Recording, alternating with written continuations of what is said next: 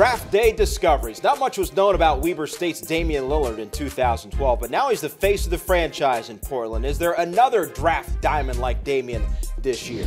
Ray Crawford here with Seth Davis. So give us your top 3 players that most remind you of Damian Lillard in this year's draft. Well, we're looking at guys who are off the beaten path, maybe not seen so much by the casual fan during the course of the season. The first guy that comes to mind is Tyler Harvey. He's a combo guard from Eastern Washington, led the nation in scoring last year. He's a shooter and a scorer. He's got what they call in the gym range, a real nose for the rim. I could see him being one of those Energizer Bunny types, a microwave type of player coming off the bench for an NBA team, give him some quick offense. Another guy who became a hero in March is R.J. Hunter from Georgia State. We saw what he did at the end of the Baylor game, gave us one of the most memorable moments really in the history of the NCAA tournament. Actually not a real good long-range shooter, was more of a volume shooter than a volume maker, but he's a live athlete, and he's the guy, remember, he ended up at Georgia State not because he was under-recruited, but because his father was the coach there, and he followed his father as opposed to playing for a power conference team, many of which recruited him.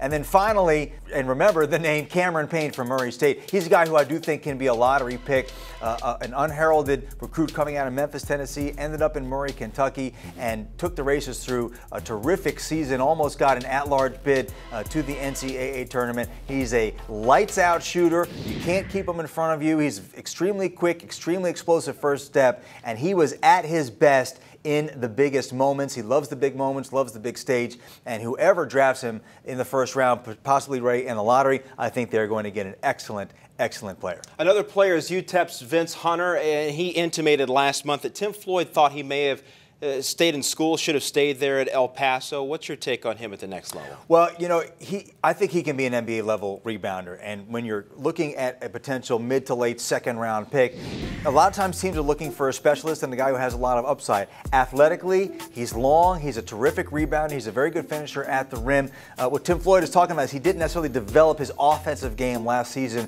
the way many of us had hoped, but that is something that can come along. But, you know, in terms of a defender and a rebounder and a shot blocker at the rim, Ray, I think that Vince Hunter can help an NBA team win some games if he gets into the right situation. You see on Twitter, he's trying to ignore the haters and kind of get ready for the draft. He's looking forward to his career at the next level. Seth, thanks very much. We see it happen every year. Top picks who eventually bottom out in the NBA. Who are Seth's most overrated players in this year's draft? Check it out on Campus Insiders.